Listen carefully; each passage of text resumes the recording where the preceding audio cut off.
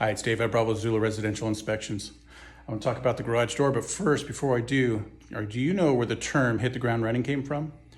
Well, it was back in the day when we traveled by tracks, by train, and when we were on our way to our destination, when we came upon it, we would jump off the train while it was running. So, hopefully you didn't fall and you hit the ground running. That's where that came from. So anyway, so when I check a garage door, I want to make sure everything looks properly. I want to make sure everything's on track. I want to make sure there's nothing broken with it. I test it. I make sure the sensors work that are on the ground, that are 4 inches off the ground.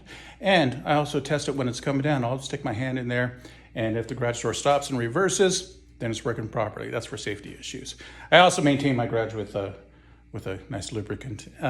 Make sure if you do use a lubricant, you lubricate all the areas, because if you don't keep up with it, it gets noisy and noisy. So if you have any questions, give me a call, 864-517-7128.